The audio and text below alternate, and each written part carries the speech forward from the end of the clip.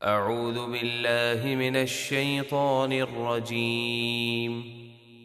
بسم اللہ الرحمن الرحیم وَإِذَا طَلَّقْتُمُ النِّسَاءَ فَبَلَغْنَ أَجَلَهُنَّ فَلَا تَعْضُلُوهُنَّ أَن يَنكِحْنَ أَزْوَاجَهُنَّ إِذَا تَرَاضَوْا بَيْنَهُم بِالْمَعْرُوفِ ذلك يوعظ به من كان منكم يؤمن بالله واليوم الآخر ذلكم أزكى لكم وأطهر والله يعلم وأنتم لا تعلمون۔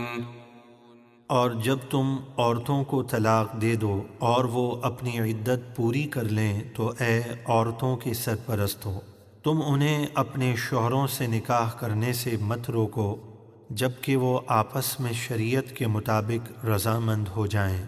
یہ نصیحت اسے کی جاتی ہے جو تم میں سے اللہ اور قیامت کے دن پر ایمان رکھتا ہو، یہ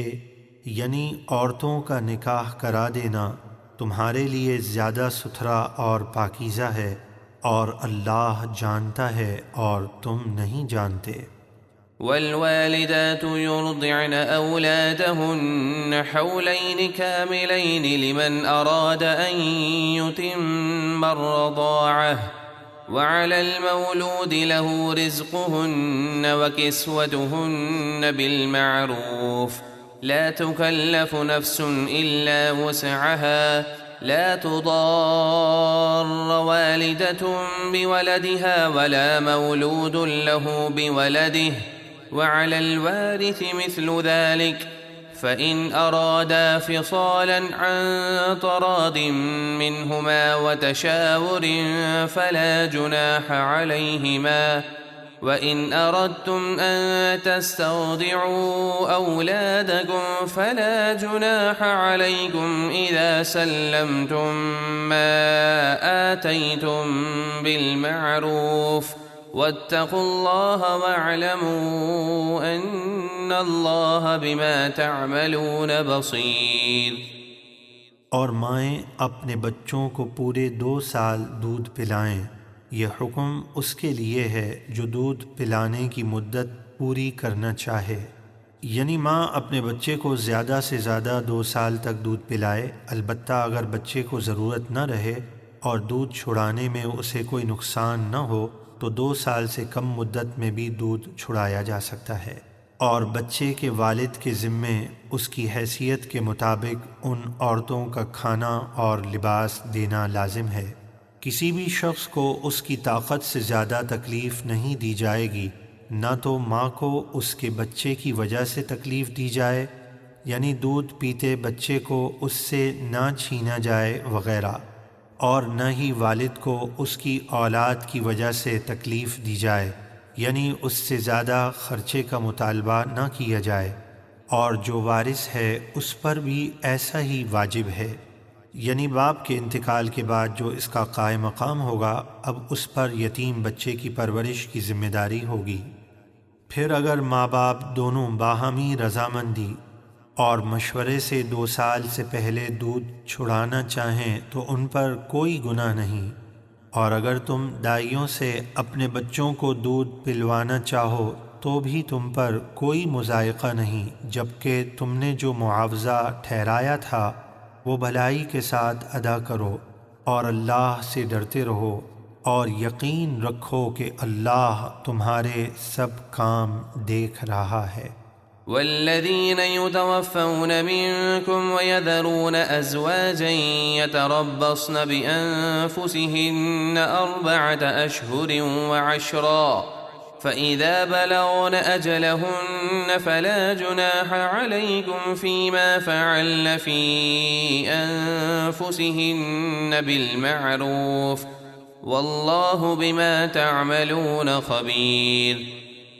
اور تم میں سے جو لوگ فوت ہو جائیں اور بیویاں چھوڑ جائیں تو وہ بیوائیں اپنے آپ کو 4 مہینے 10 دن عدت میں روکے رکھیں، یعنی اس عرصے میں نکاح نہ کریں، پھر جب ان کی عدت پوری ہو جائے تو اے سرپرستو تم پر کوئی حرج نہیں اس کام میں جو عورتیں اپنے معاملے میں شریعت کے مطابق کریں، اور اللہ تمہارے سب کاموں سے خوب باخبر ہے۔ ولا جناح عليكم فيما عرضتم به من خطبة النساء أو أكننتم في أنفسكم علم الله أنكم ستذكرونهن ولكن لا تواعدوهن سرا إلا أن تقولوا قولا معروفا ولا تعزموا عقدة النكاح حتى يبلغ الكتاب أجله واعلموا أن الله يعلم ما في أنفسكم فاحذروه واعلموا أن الله غفور حليم۔ اور اے مسلمان مردوں، تم پر اس بات میں کوئی گناہ نہیں کہ تم عدت والی عورتوں کو پردہ رکھ کر اشارتاً نکاح کا پیغام دو، یا اپنے دل میں نکاح کی بات کو چھپائے رکھو۔ اللہ جانتا ہے کہ اب تم انہیں دل میں نکاح کے لیے یاد کرو گے، لیکن دوران عدت ان سے نکاح کا خفیہ وعدہ نہ کرو۔ ہاں، اتنی بات کہو جو شریعت کے مطابق ہے، اور جب تک مقررہ عدت پوری نہ ہو جائے ان سے عقد نکاح پکا نہ کرو۔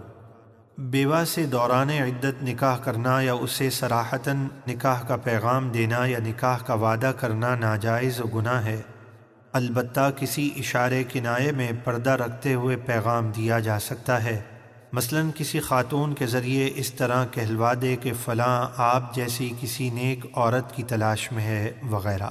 اور یقین رکھو کہ اللہ تمہارے دل کی سب باتوں کو جانتا ہے، لہٰذا اس سے ڈرتے رہو، اور یقین رکھو کہ اللہ بہت بخشنے والا نہایت حلم والا ہے۔ صدق اللہ العظیم۔